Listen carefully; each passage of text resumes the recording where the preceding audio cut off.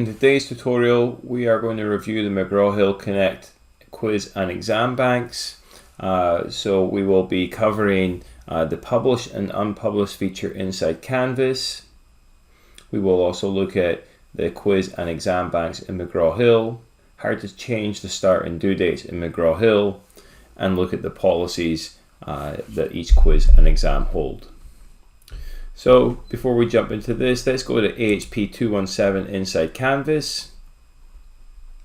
And as with all your shells, if you click on modules, what you should see is that all your courses are published and all your weeks are published, with the exception of the quizzes and exams being unpublished.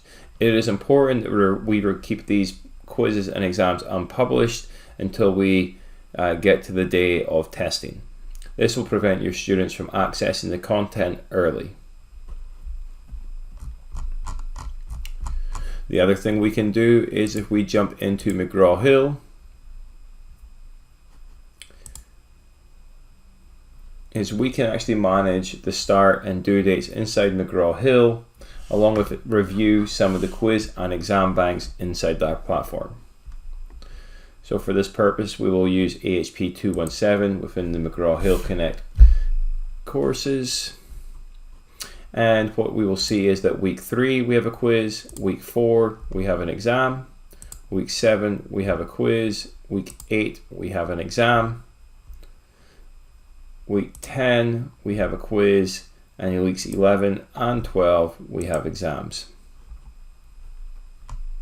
So for the purpose of this training, we'll use the week 7 quiz.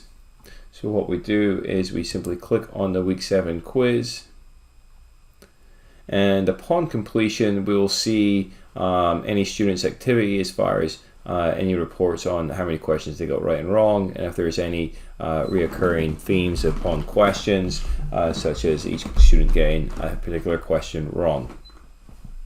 You can quickly have a quick preview of the questions in this assignment and the policies, but where we're going to go to is we are going to go to the edit assignment, just so we can delve a little deeper.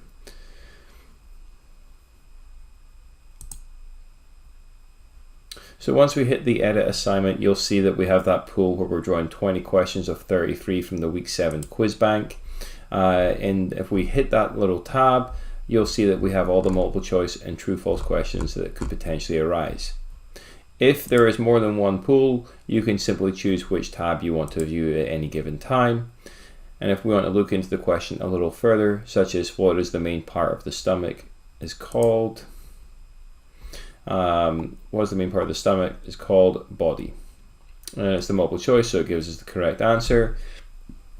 If you have an issue with this question and would like to highlight it to McGraw-Hill, just simply click on report a content issue, fill in the report, and McGraw-Hill will review that question.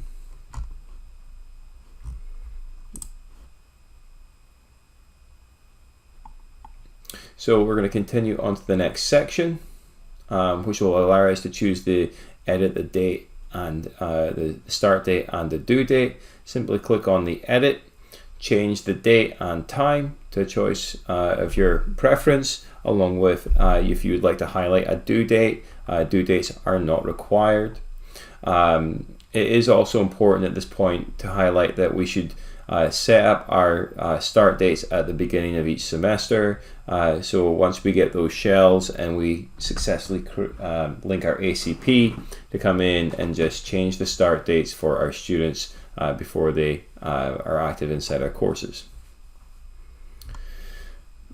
Just to show you what that will look like, we click on the edit. You can change the date along with the time.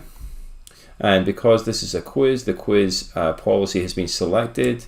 And if you hit the expand, you'll actually see how that policy looks like. If this were an exam and click on the exam, it would give you the exam policies.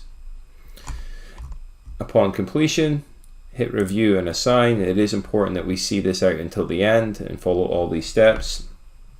It'll give us one last review area where it will actually just show us that we have that current selection set. I'll see more sections below here, but you will only see your section. But if you just scroll to the bottom and hit assign, it will successfully change that date and time for that quiz. This is the same steps that you use for exams and the final exam.